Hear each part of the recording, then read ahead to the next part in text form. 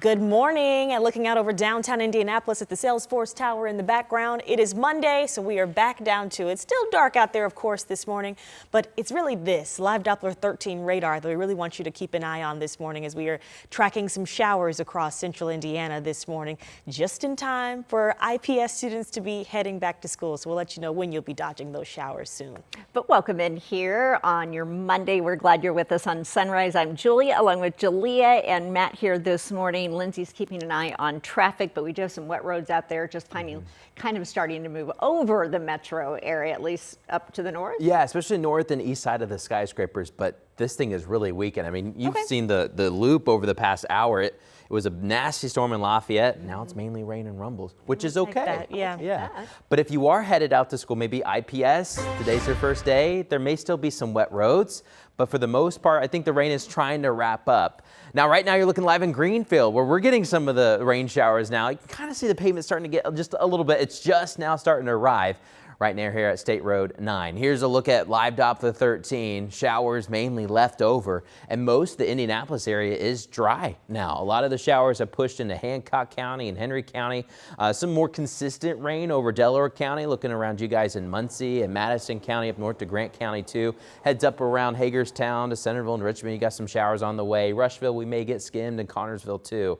Now here on the backside, we're starting to get a few more pop-up storms. Look at this. Up north near Lafayette, we have a storm. And then also maybe a new downpour trying to cross from Zionsville, maybe headed east to the north side of Carmel. We'll watch that one. A couple new downpours up north too, just around Carroll and Cass counties. We've got a good downpour just southeast side of Logansport. Here's Miami County, Peru. We could get skimmed by a good downpour too. So throughout the rest of this morning, there's still going to be some pop-ups, just some unsettled weather. I do think late morning and early afternoon, for the most part, we should trend drier. But as long as this front's nearby, we're unsettled. We're kind of fair game to get a pop-up shower or downpour at any time. But I do think there'll be a better wave here late this evening and overnight. So we're going to time that out for you. But you see a couple more of those pop-ups trying to form here on the backside of the original thunderstorm. So, Lindsay, we may not be fully done yet, but you've been watching those roads this morning. Yeah, I think we should just plan ahead for a wet morning commute. Yes. Well, most of that heavy rain did miss the Indianapolis metro near downtown.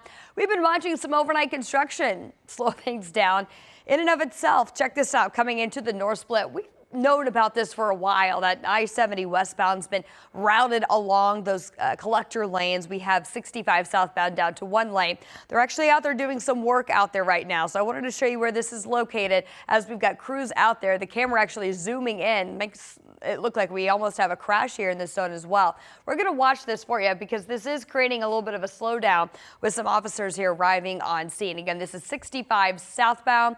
This is just to the south of the Washington Street exit. So we'll let you know if this causes a major issue near downtown. Guys? All right, thank you, Lindsay. We are tracking a developing story from the south side this morning. We know one person is dead after what police are describing as a hit and run. Officers were called to US 31 South, just north of East Stop 12 Road, around 2:30 this morning. So this is in the Greenbrook Shops Plaza. They found a person down in the road there. And we know that person has since been pronounced dead. It's still unclear what happened here, what led up to this hit and run, and if anyone else is hurt. We do know that this investigation is not impacting any traffic, as again, this is in a shopping plaza, so not on a major road on US 31. We'll share those updates as soon as we learn more here. And today we're expecting to learn the name of the person killed in a motorcycle crash. This happened on the northwest side. This was around 8:30 last night near Oak Forge Drive and Georgetown Road. It's near 59th Street. IMPD tells us that man was killed after he was hit by an SUV. Metro Police tell us that they are keeping the roads safe, and that means all drivers need to be aware of their surroundings and have the right equipment. This is a time to just consider our traffic safety. Just remember, motorcycles are everywhere. If you are a motorcycle driver or rider, please remember to wear your helmet. That will go a long way in ensuring your safety. So far, police have not said what led up to this accident. The SUV driver did stay at the scene, and police say they are cooperating with police.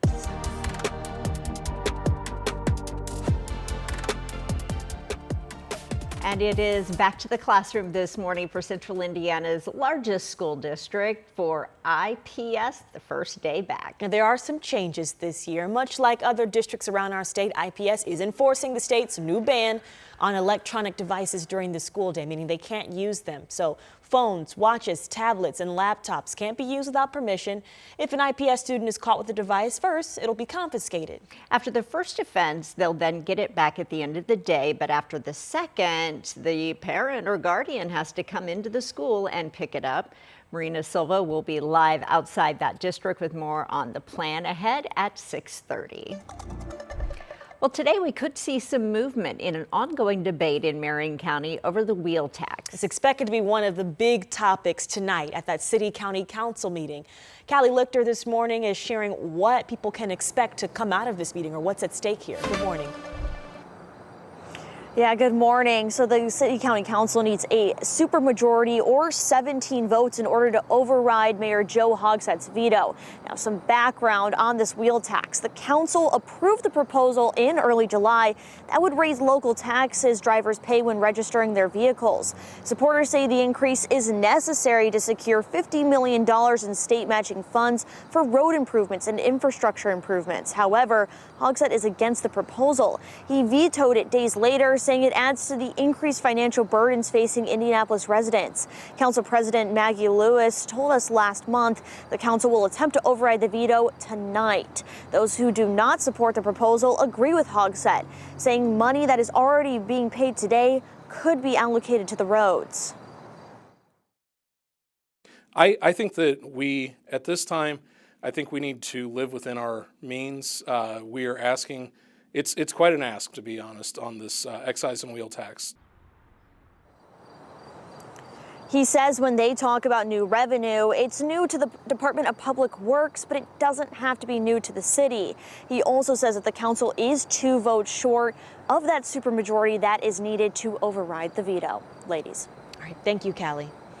Also happening at tonight's meeting, Mayor Hogsett will introduce the 2027 budget. So if adopted, it would be the largest budget in city history, nearly $1.9 billion in spending. The city would like to spend about $188 million more this year compared to last.